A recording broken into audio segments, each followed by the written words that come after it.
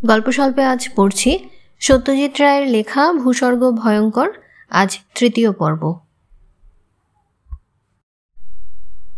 সকালে কাঁধ ধরে ঝাঁকুনিতে ঘুম ভেঙে গেল। চোখ মেলে দেখি ফেলুদা। তার মুখের ভাব দেখেই বুঝলাম একটা কোনো গুরুতর ব্যাপার ঘটেছে। মিস্টার মল্লিক খুন হয়েছেন। এবার আমার চিৎকারে লালমোহন বাবুরও ঘুম ভেঙে গেল। কাল মাঝরাত তীরে বলল ফেলুদা। বুকে ছুঁড়ে মেরেছে। শুধু তাই না, খুনটাকে আরও পাকা করার জন্য মাথায়ও একটা ভারী কিছু দিয়ে মেরেছে। সব মিলিয়ে বিশ্রী ব্যাপার। এক লাফে বিছানা ছেড়ে উঠে পড়লাম। লালমোহনবাবুও উঠলেন। গায়ে দুটো গরম কাপড় চাপিয়ে দুজনেই তাঁবুর বাইরে চলে এলাম। ফেলুদা আমাদের খবরটা দিয়ে আবার বেরিয়ে গেল। মিস্টার মল্লিক খুন। আমার ব্যাপারটা বিশ্বাস হচ্ছিল না। মনের মধ্যে সব তালগোল পাকিয়ে যাচ্ছে। বাইরে গিয়ে দেখি সকলেই প্রায় তাঁবুর বাইরে দাঁড়িয়ে আছে। সকলেরই মুখ কালি। কথাবার্তায় বুঝলাম বিজয়বাবু পুলিশকে খবর দিতে গেছেন। এখান থেকে শহর বেশি দূর না, তাই পুলিশ আসতে বেশি সময় লাগা উচিত না। ডাক্তার মজুমদারই সকালে উঠে প্রথম ব্যাপারটা দেখেন। বিছানার চাদর রক্তাক্ত। সেটা ছুরির আঘাতের ফলে, কারণ মাথায় বিশেষ রক্তপাত হয়নি। অস্ত্রটা অবশ্য পাওয়া যায়নি। মনে মনে বললাম, এমন চমৎকার লিদর নদী থাকতে অস্ত্র ফেলার জায়গার অভাব কোথায়? নদী এখন সে ছুরিকে ভাসিয়ে ভাসিয়ে কোথায় নিয়ে গেছে কে জানে। তবে শুধু যে খুন তা নয়, তার সঙ্গে চুরিও আছে। মিস্টার মল্লিকের ডান হাতের অনামিকায় একটা বহুমূল্য হীরের আংটি ছিল। তার এক গুজরাটি মক্কেলের দেওয়া। খুনি সেইটিও খুলে নিয়ে গেছে। ফেলুদা ডাক্তার মজুমদারকে প্রশ্ন করছিল, কাল রাত্রে ভদ্রলোক শুয়েছেন কখন? আমাদের অনেক আগে। উনি 9টার মধ্যে খেয়ে শুয়ে পড়তেন। আপনি তো ডাক্তার, দেখে বুঝতে পারছেন না কখন খুনটা হয়েছে? মনে হয় রাত 2-2:30 নাগাদ। তবে সেটা পুলিশের ডাক্তার এলে আরও সঠিকভাবে বলতে পারবে। রাত্রে কোনো শব্দ টব্দ শোনেননি? ঘুমের কোনো ব্যাঘাত হয়নি? আমার সচরাচর এক ঘুমে রাত কাবার হয়ে যায়। আমি একটু তাড়াতাড়ি উঠি। 6:30 উঠেই দেখি এই কাণ্ড। আমার আগে প্রয়াগ উঠেছিল, কিন্তু ও এই দুর্ঘটনাটা লক্ষ্য করেনি। ও উঠেই তাঁবুর বাইরে চলে গিয়েছিল। কে খুন করতে পারে সে সম্বন্ধে আপনার কোনো ধারণা আছে? একেবারেই না। একটা পুলিশের জিপ এসে তাঁবুর কাছে থামল।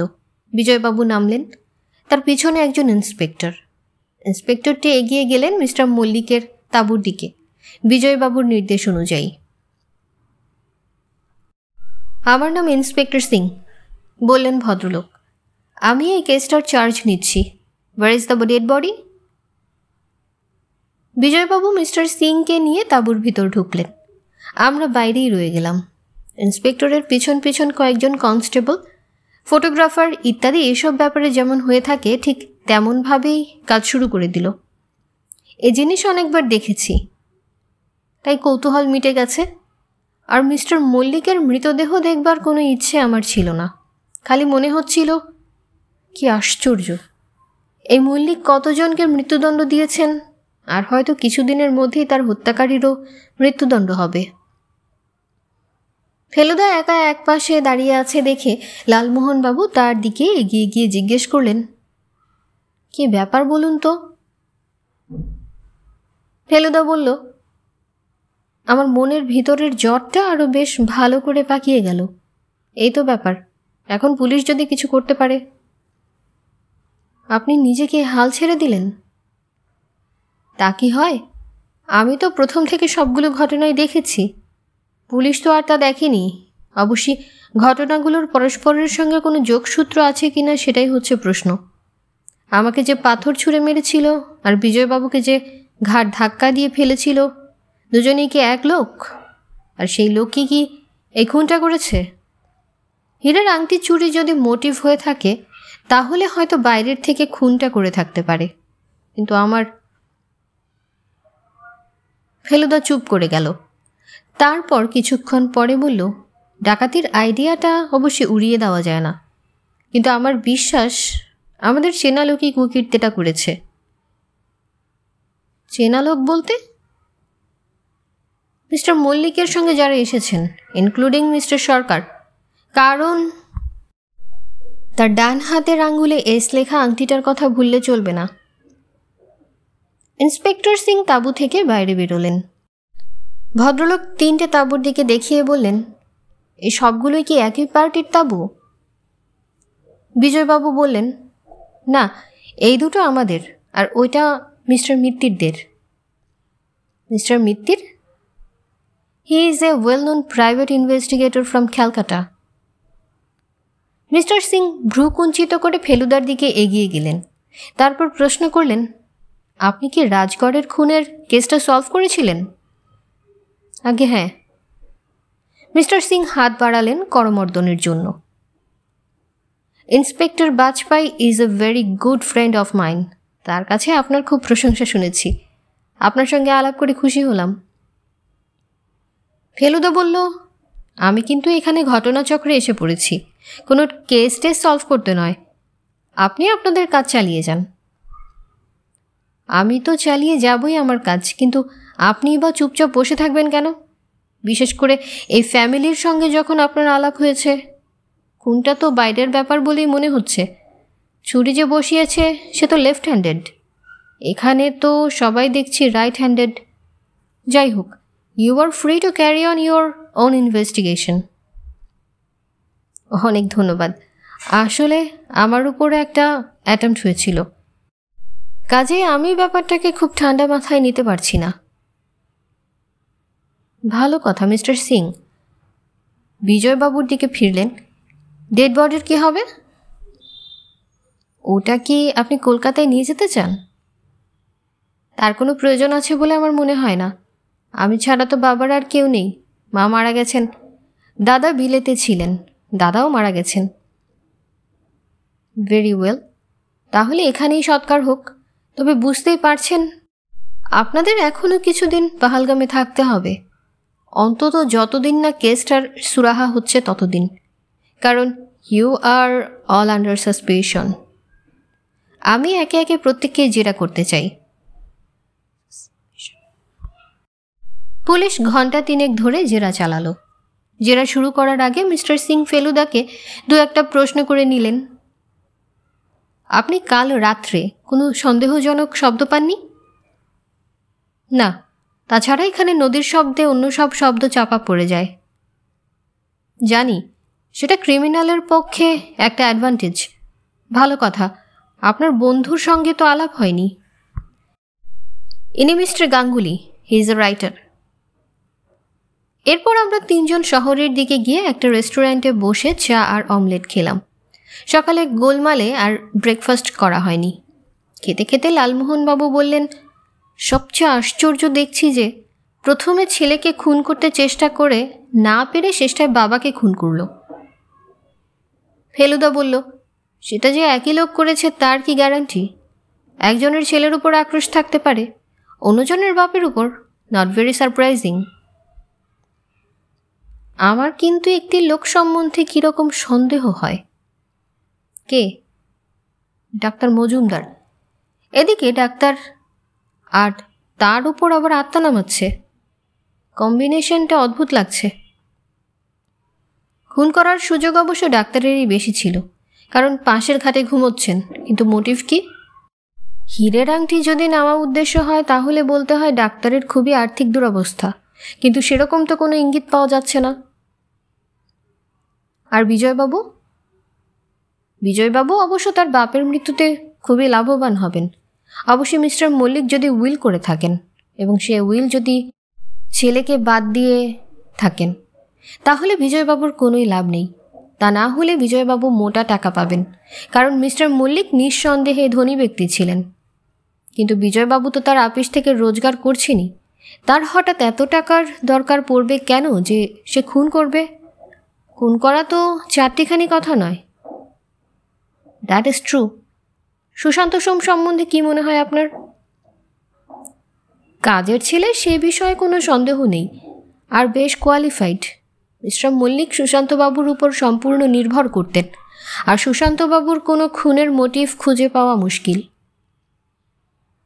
আচ্ছা, মিস্টার মল্লিকের উপর কি কেউ প্রতিশোধ নিয়ে থাকতে পারে? তা তো পারি, আমি তো সেই কথাটাই বারবার ভাবছি। কতজনের প্রাণ নিয়েছেন লোকটা ভেবে দেখুন। কিন্তু বিজয়বাবুর বেলা তো প্রতিশোধ খাটে না। তা তো খাটেই না, আর সেই ব্যাপারেই বারবার ধাক্কা খেতে হচ্ছে। দুপুরবেলা লাঞ্চের পর ফেলুদা বলল একটু শহরের দিকে ঘুরে আসব। একটু না হাঁটলে নাকি ওর মাথা খোলে না। শহর হোক আর যাই হোক, সঙ্গে আপনার অস্ত্রটি রাখবেন, বললেন লালমোহনবাবু। আমরা দুজন নদীর ধারে গিয়ে বসলাম। সুশান্তবাবু তাঁবু থেকে বেরিয়ে আমাদের দিকে এগিয়ে এলেন। বিনা মেঘে বজ্রাঘাত, বললেন ভদ্রলোক। আমরাও সায় দিলাম। সত্যি এমন যে হবে তা ভাবতেও পারিনি। ইন্সপেক্টর কি বলেন? জিজ্ঞেস করলেন লালমোহনবাবু। সুশান্তবাবু বললেন, যদ্দূর মনে হলো ডাকাতের সম্ভাবনাটা একেবারে উড়িয়ে দিচ্ছেন না। আংটিটার বিস্তর দাম ছিল, মাঝখানে হিরে বসানো, তাকে গোল করে পান্না দিয়ে ঘেরা। আর এখানে যে ডাকাতির কেস একেবারে হয় না তা নয়। যত ট্যুরিস্ট বাড়ছে তত এসবও নাকি বাড়ছে। বছর 30 আগে পাহালগাম অনেক নিরাপদ জায়গা ছিল। আপনারা কি তাঁবুতে বন্দি? আমি জিজ্ঞেস করলাম। না, বললেন সুশান্তবাবু, তবে পাহালগাম ছেড়ে কোথাও যাওয়া চলবে না। মৃতদেহের সৎকার হবে কখন? বিকেলের মধ্যেই। বিকেলে জানতে পারলাম যে মল্লিকরা ব্রাহ্ম ছিলেন, তাই বিজয়বাবুকে আর অশৌচ পালন করতে হবে না। ফেলুদা 5টার মধ্যে ফিরে এলো। ও যতক্ষণ না ফিরছিল ততক্ষণ আমার অস্বস্তি লাগছিল, কিন্তু ও যখন বলল যারা ওর পেছনে লাগতে পারত তারা সকলেই এখন পুলিশের নজরে রয়েছে, তাই চিন্তা নেই।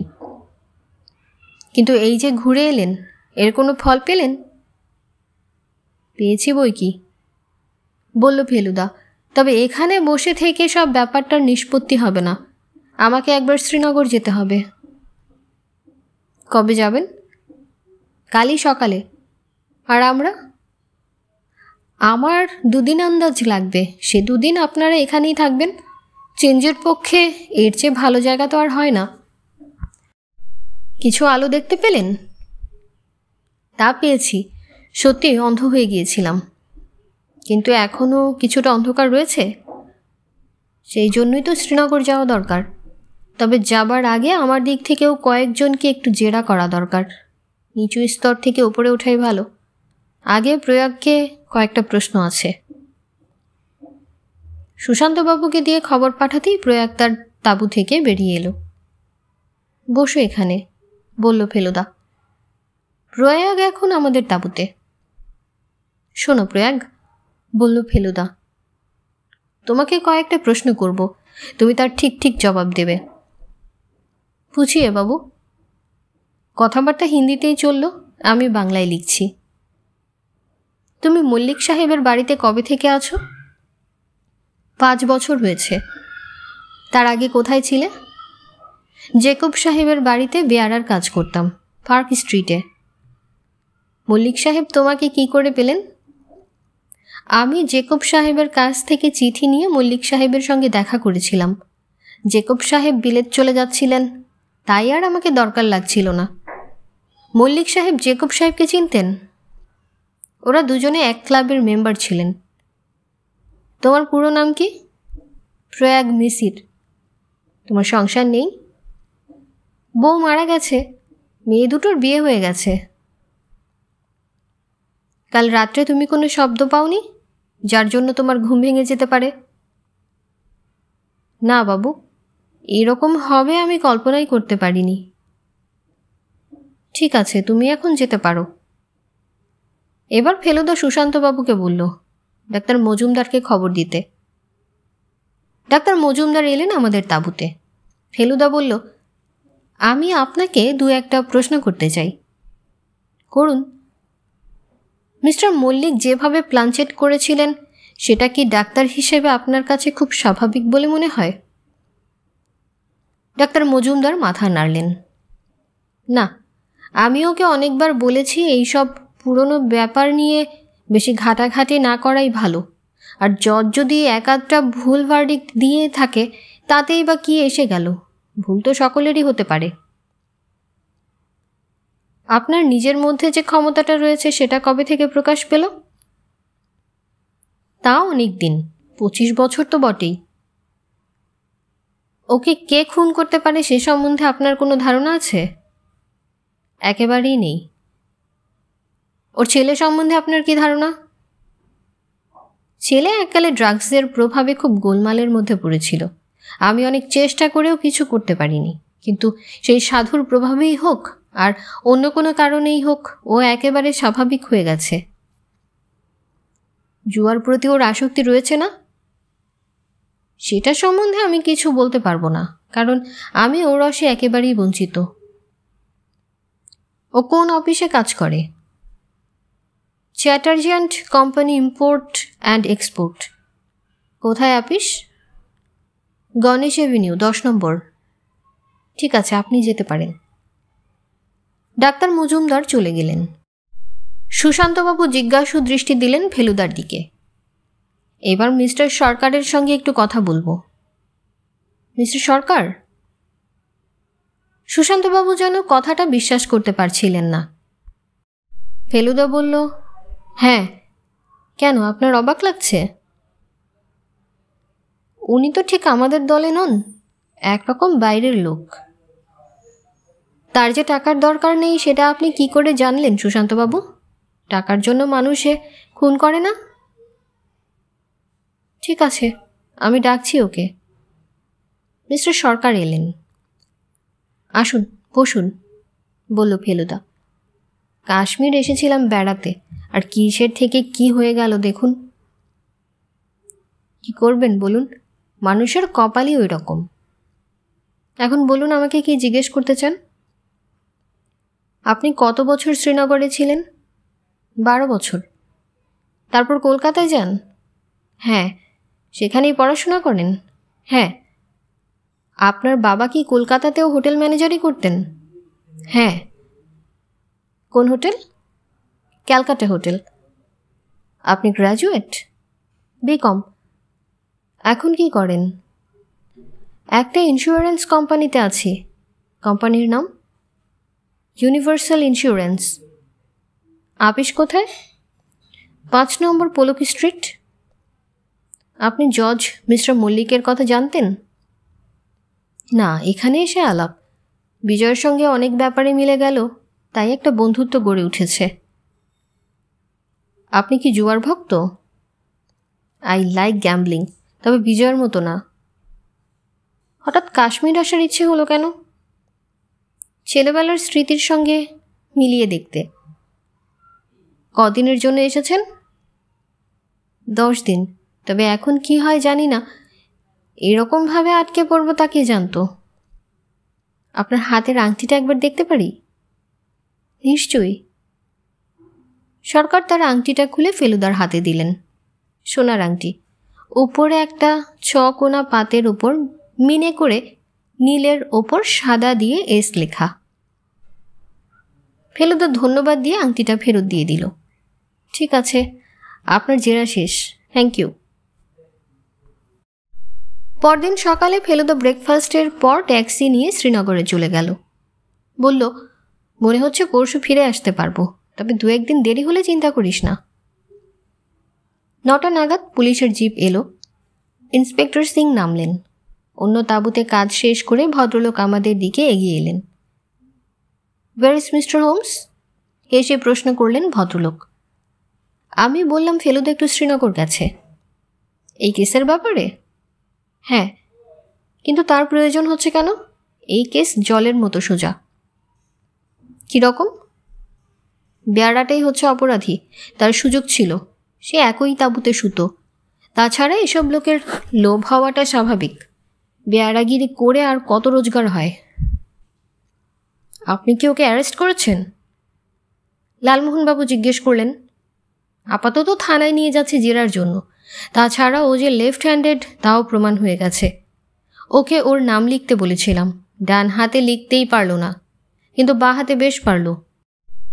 কিন্তু তা সত্ত্বেও অস্বীকার করছে, সুতরাং ওকে বেশ ভালো রকম জেরা করা দরকার। আংটিটাও পেতে হবে বললেন জটায়ু।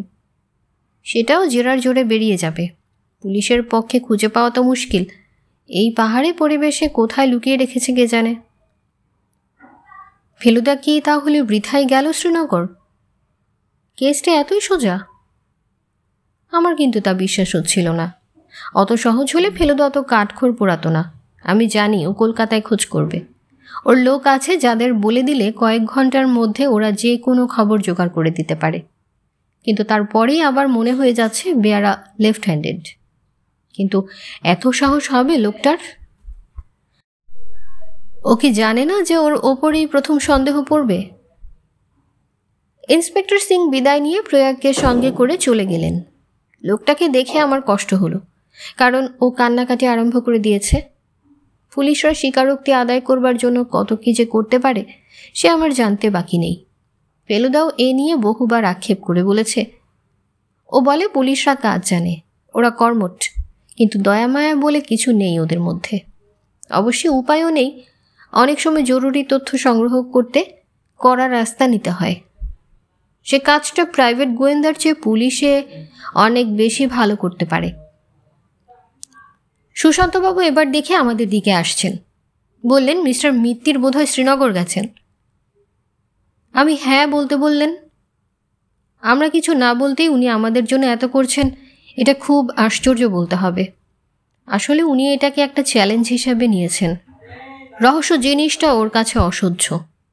যতক্ষণ না সেটার কিনারা করতে পারছেন ততক্ষণ ওর স্বস্তি নেই। লালমোহনবাবু বললেন, আপনি কি মিস্টার মল্লিকের জীবনী লিখতে আরম্ভ করে দিয়েছিলেন? তা একরকম দিয়েছিলাম বই কি, খানিকটা করে লিখছিলাম আর উনি সেটা দেখে দিচ্ছিলেন। খুবই চিত্তাকর্ষক বই হতো বলে মনে হয়। এখন তো কাজটা বন্ধ হয়ে গেল। তা তো হলোই। আপনিও কি প্রয়াগকে সন্দেহ করেন? মোটেই করিনি। ওর অত সাহস হবে বলেই আমার মনে হয়নি। কিন্তু পুলিশ যেভাবে চলছে। মিস্টার মিত্তিরের উপর আর একটা অ্যাটেম্প্ট হয়ে গেছে, সেটা বোধহয় জানেন না। সে কি? হ্যাঁ, এবার মাথায় বাড়ি মেরেছিল পাথর টাথর কিছু দিয়ে। সৌভাগ্যক্রমে বেঁচে গেছেন, কিন্তু কেউ যে ওর উপস্থিতি পছন্দ করছে না সে বিষয়ে কোনো সন্দেহ নেই। তা উনি তো পুলিশ প্রোটেকশন নিতে পারেন। সেটা উনি মরে গেলেও নেবেন না, যদিও উনি পুলিশকে সাহায্য করতে সবসময় প্রস্তুত। আপনাদের তাস খেলা বন্ধ বোধ হয়? লালমোহনবাবু প্রশ্ন করলেন। মৃত্যুর ছায়া এখন ঘনিয়ে আছে, এর মধ্যে কি ওসব চলে? তা বটে। ফেলুদার জন্য প্রাণটা ছটফট করছে, অথচ দ্বিতীয় দিনেও ও এলো না। দিনটা আমার সাইট সিইংয়ে কাটালাম। ট্যুরিস্ট অফিস থেকে খবর নিয়ে 2.5 মাইল দূরে শিকারগা লেক আর 1 মাইল দূরে একটা পুরনো শিব মন্দির দেখে এলাম। তাঁবুতে থাকার চেয়ে দূরে থাকাই ভালো, এটা বুঝতে পারছিলাম, কারণ তাঁবুকে ঘিরে এখনও খুনের গন্ধ। ভাবতে গেলেই বুক ধরফর করে। তৃতীয় দিন সকাল 10টায় ভাবছি কী করা যায়। এমন সময় ফেলুদার ট্যাক্সি এসে হাজির। আমরা দুজনেই উদ্গ্রীব হয়ে ওর দিকে এগিয়ে গেলাম। ও হাত তুলে বলল, সবুরে মেওয়া ফলে। আপনার মাথা পরিষ্কার কি না সেটা শুধু বলে দিন, বললেন লালমোহনবাবু। পরিষ্কার, তবে অনেক জ্বর ছাড়াতে হয়েছে। এমন একটা কেস সচরাচর পাওয়া যায় না। রহস্য উদ্ঘাটনের টাইমটা কি? সেটা ইন্সপেক্টর সিংয়ের সঙ্গে কথা বলে ঠিক করতে হবে। উনি কিন্তু খুনি ধরে ফেলেছেন এর মধ্যেই। মানে? বেয়ারা প্রয়াগ। সর্বনাশ, তাহলে তো আর সময় নষ্ট করা চলে না। আমি চললাম থানায়। ফেলুদার এক মুহূর্ত অপেক্ষা না করে শহরের দিকে চলে গেল। ও যখন ফিরল তখন আমাদের লাঞ্চ খাবার সময় হয়ে গিয়েছে। এসে বলল, আজ 3টেই মিটিং ওদের তাঁবুতে। আমার বুকটা কেঁপে উঠল। ফেলুদা রহস্য উদ্ঘাটন যে না দেখেছে সে কল্পনা করতে পারে না সেটা কত নাটকীয় হতে পারে। 3টের 5 মিনিট পরেই পুলিশের জিপ এসে গেল। ইন্সপেক্টর সিং ফেলুদার দিকে এগিয়ে এসে বললেন, আপনি কি বিশ্বাস করতে পারেন যে একজন পুলিশ ইন্সপেক্টর ক্রাইম স্টোরির ভক্ত হতে পারে? আপনি ওসব বই পড়েন নাকি? ও ছাড়া আর কিছু পড়ি না, বিশেষ করে প্রাইভেট ডিটেকটিভের গল্প হলে তো আর কথাই নেই। আজ আপনার রহস্য উদ্ঘাটনের ব্যাপারেও আমার পড়া অনেক গল্পের কথা মনে পড়ছে। অবশ্যই আপনি কি যে বলতে চাচ্ছেন সে সম্বন্ধে আমার কোনো ধারণা নেই, সেটা তো অল্পক্ষণের মধ্যেই জানতে পারবেন। তাঁবুতে সকলে জমায়েত।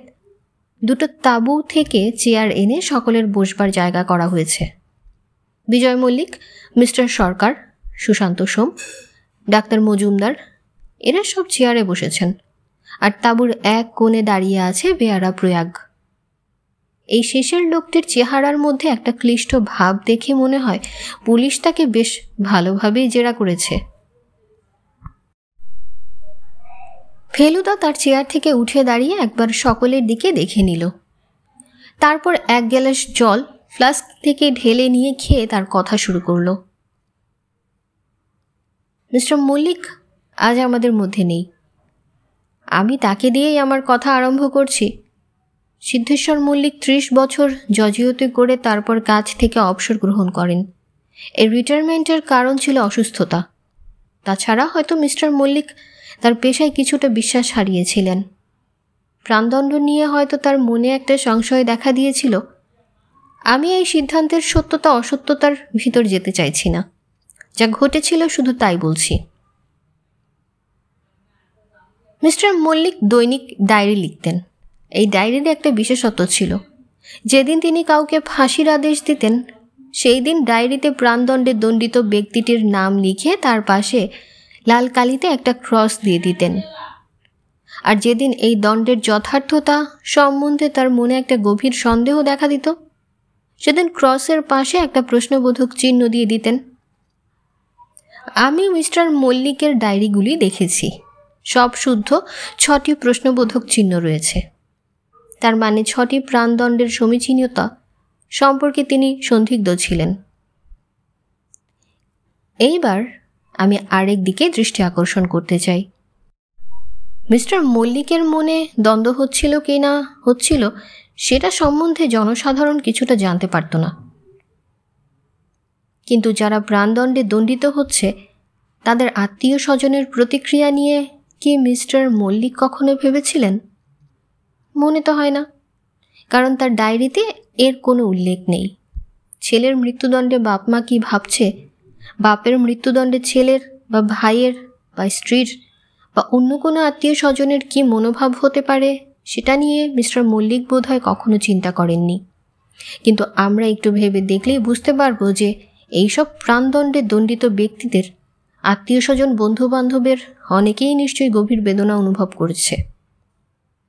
এইটা উপলব্ধি করার পরেই আমার মনে প্রশ্ন জাগে, এরকম প্রাণদণ্ডে দণ্ডিত কোনো ব্যক্তির আত্মীয়ই কি প্রতিহিংসা চরিতার্থ করতে মিস্টার মল্লিককে হত্যা করে?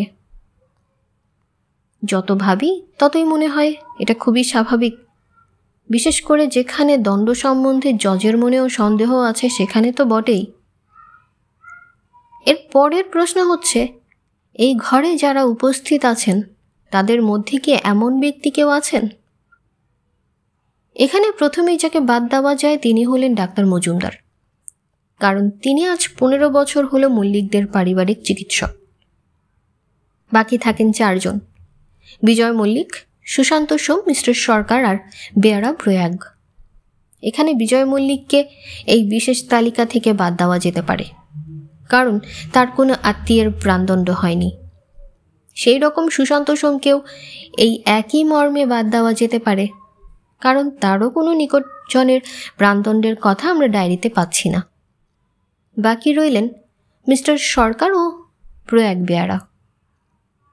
এখানে প্রয়াগকে আমি একটা প্রশ্ন করতে চাই।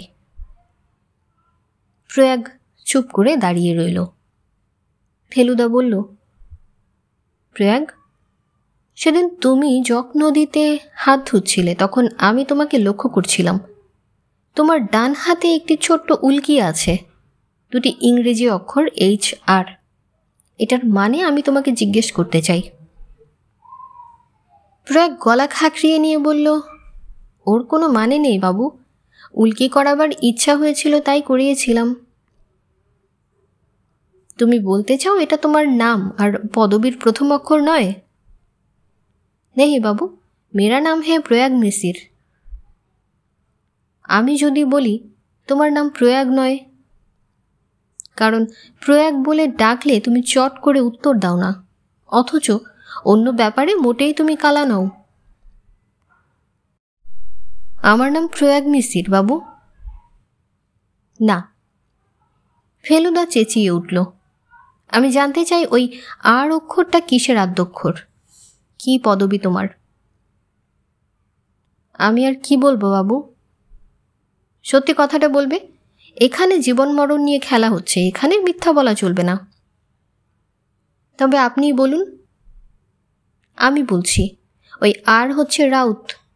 এবার তোমার পুরো নামটা বলো। প্রয়াগ হঠাৎ কেমন জানি ভেঙে পড়ল। তারপর কান্নার মধ্যেই বলল, ও আমার একমাত্র ছেলে ছিল বাবু, আর ও খুন করেনি। ওর মামলা এমনভাবে সাজানো হয়েছিল যাতে ওকে খুনি বলে মনে হয়। আমার একমাত্র ছেলে। হাসি হলো। তাহলে তোমার পুরো নামটা কি দাঁড়াচ্ছে? হনুমান রাউত বাবু। কিন্তু আমি বাবুকে খুন করিনি। ওর আংটি আমি নিইনি। সেটা কি আমি একবারও বলেছি? তাহলে বাবু আমাকে মাফ করে দিন। পুরোপুরি মাফ কি করা চলে? সত্যি কথা বলো তো। হনুমান রাউত কেমন যেন ফ্যাল ফ্যাল করে ফেলুদার দিকে চাইল। ফেলুদা বলল, তুমি খুন করনি, কিন্তু তুমি খুনের চেষ্টা করেছিলে। না বাবু। আলবৎ। ফেলুদা গর্জিয়ে উঠল। তোমার নিজের ছেলের মৃত্যুর জন্য যিনি দায়ী, তুমি তার ছেলেকে মারতে চেয়েছিলে যাতে তিনিও তোমার মতো পুত্রশোক ভোগ করেন। কিলেনমার্গ যাওয়ার পথে তুমি বিজয়বাবুর ঘাড়ে ধাক্কা মারোনি? ঠিক করে বলো তো। বাঁ হাতে তোমার আংটি রয়েছে, আর বাঁ হাত দিয়ে তুমি ডান হাতের কাজ করো, তাই না? কিন্তু উনি তো বেঁচে আছেন বাবু, উনি তো মরেননি। খুনের অভিপ্রায়েরও শাস্তি আছে হনুমান রাউত, সে শাস্তি তোমাকে ভোগ করতে হবে। দুজন কনস্টেবল এসে বেয়ারাকে ঘর থেকে নিয়ে গেল। ফেলুদা আর এক গ্লাস জল খেয়ে নিল, তারপর আবার শুরু করলো। এবারে আমরা অন্য প্রসঙ্গে যাচ্ছি। এটা আরও অনেক বড় প্রসঙ্গ। এখানে একজন ব্যক্তির প্রাণ নেওয়া হয়েছে। এ হলো হত্যা, আর এর জন্য আমার মতে প্রাণদণ্ড উচিত দণ্ড। সকলে এক দৃষ্টে ফেলুদার দিকে চেয়ে আছে। তাঁবুতে পিন পড়লে তার শব্দ শোনা যেত নিশ্চয়ই, যদি না বাইরে লিদর নদীর স্রোতের অবিশ্রান্ত শব্দ থাকত। ফেলুদা বলল, আমি একজনকে এর আগেও কয়েকটা প্রশ্ন করেছি, এবার আরেকবার করতে চাই। মিস্টার সরকার? সরকার নড়ে চড়ে বসে বললেন, করুন। ফেলুদা বলল, আপনি কবে শ্রীনগর এলেন? আপনাদের সঙ্গে একই ফ্লাইটে এলাম। আচ্ছা, আপনার আঙুলের আংটির এসটা কিসের আদ্যক্ষর? আমার পদবীর, অফকোর্স, সরকার। কিন্তু মিস্টার সরকার, আমি ইন্ডিয়ান এয়ারলাইন্সে খোঁজ নিয়ে দেখেছি যে সেদিন যাত্রীর তালিকায় সরকার বলে কেউ ছিলেন না। সেন ছিলেন, দুজন সেনগুপ্ত, একজন সিং ছিলেন আর একজন সপ্রু ছিলেন। But but but what mister Sarkar? আপনার নাম বদলানোর দরকার হলো কেন জানতে পারি কি? মিস্টার সরকার চুপ। ফেলুদা বলল, আমি বলি, আমার ধারণা আপনি মনোহর সপ্রুর ছেলে। আপনার চেহারার মধ্যে একটা পরিষ্কার কাশ্মীরি ছাপ রয়েছে। মিস্টার মল্লিক মনোহর সপ্রুকে প্রাণদণ্ডে দণ্ডিত করেছিলেন। মিস্টার মল্লিককে প্লেনে দেখেই আপনি নাম বদল করার সিদ্ধান্ত নেন, কারণ তখন থেকেই আপনার মনে প্রতিশোধের ইচ্ছা জাগে। আপনি ওই ফ্যামিলির সঙ্গে মিশে যান এবং সুযোগ খুঁজতে থাকেন টু স্ট্রাইক। সেই সুযোগ আসে পাহালগামে। কিন্তু কিন্তু this crime is committed by a left-handed person. আপনি ভুলবেন না মিস্টার সপ্রু, আমি আপনাকে তাস বাড়তে দেখেছি, আর কেউ লক্ষ্য না করলেও আমি করেছি যে আপনি বাঁ হাতে তাস ডিল করেন। মিস্টার সপ্রু হঠাৎ কেমন যেন ক্ষেপে উঠলেন। বেশ, ঠিক কথা, আমি ওকে ছুরি মেরেছি, কিন্তু তার জন্য আমার একটু অনুশোচনা নেই। আমার যখন মাত্র 15 বছর বয়স তখন উনি আমার বাবাকে ফাঁসি কাঠে ঝোলান। And my father was not guilty. কিন্তু কিন্তু শপ্রুর যেন হঠাৎ একটা নতুন কথা মনে পড়ল। আমি ওর আংটি তো নিইনি। আই অনলি কিলড হিম। না, বলল ফেলুদা, আপনি ওর আংটি নেননি, সেটা নিয়েছেন আরেকজন। ঘরে আবার সেই অদ্ভুত নিস্তব্ধতা। ফেলুদার দৃষ্টি ঘুরে গেল। বিজয়বাবু, জুয়াতে আপনার অনেক লোকসান হয়েছে, তাই না? আমি কলকাতায় খবর নিয়েছি, আমার লোক আছে খবর দেবার, পুলিশেও আমার বন্ধু আছে, আপনার বিস্তর দেনা হয়ে গেছে। বিজয়বাবু চুপ। ফেলুদা বলে চলল, আর আপনার বোধহয় সন্দেহ হয়েছিল যে বাবা আপনাকে উইলে কিছু দিয়েছেন কিনা, সেই জন্য তাকে মেরে তার আংটিটি আপনি হাত করেছিলেন। মেরে মানে? মেরে মানে কোনো ভারী জিনিস দিয়ে তার মাথায় আঘাত মেরে? আপনার বাবাকে আসলে দুজন খুন করে। কার দ্বারা তিনি হত হয়েছিলেন সেটা বোঝা যায় বিছানায় রক্ত দেখে। ছুরির আঘাতই আগে পড়ে, তারপর আপনি মাথায় বাড়ি মেরে হাত থেকে আংটিটা খুলে নিয়ে যান। আপনি খুনি না চোর সেটা অবশ্য আইন বুঝবে, কিন্তু হাত করা বোধহয় 3 জনের হাতেই পড়বে। মল্লিকদের তাঁবু থেকে নিজেদের তাঁবুতে ফিরে এসে লালমোহনবাবু বললেন, কিন্তু মশাই, আপনি একটা ব্যাপারে তো কোনো আলোকপাত করলেন না। আপনাকে 2 বার মারার চেষ্টা করল কে? সে ব্যাপারে আলোকপাত করিনি, কারণ আমি নিজেই ব্যাপারটা সম্বন্ধে শিওর নই। 3 জন অপরাধীর একজন করেছে তাতে সন্দেহ নেই, এবং সুযোগের দিক দিয়ে বিচার করলে প্রয়াগের কথাই মনে হয়। শপ্রু বা বিজয়বাবু দল থেকে বেরিয়ে এসে এটা করবেন বিশ্বাস করা কঠিন। যাই হোক, এর জন্য মূল রহস্য উদ্ঘাটনে কোন এদিক ওদিক হচ্ছে না। ধরে নিন এটা ফেলু মিত্তিরের একটা অক্ষমতার পরিচয়। যাক, বাঁচা গেল। আপনারও ভুল হতে পারে, এটা জানতে পারলে একটু ভরসা পাওয়া যায়। আপনি অযথা বিনয় করছেন। আমি কিন্তু বহু চেষ্টা করলেও আপনার মতো লিখতে পারতাম না। থ্যাঙ্কস ফর দ্য খোঁচা। আর এখানেই শেষ হলো সত্যজিৎ রায়ের লেখা ভূস্বর্গ ভয়ঙ্কর আজ 3য় পর্ব। গল্প স্বল্প ভালো লাগলে লাইক, শেয়ার অ্যান্ড সাবস্ক্রাইব করে আমাদের সঙ্গেই থাকুন। আর গল্প স্বল্প কেমন লাগছে আমাদের কমেন্ট করে জানাতে একদমই ভুলবেন না। ধন্যবাদ। আল্লাহ হাফিজ।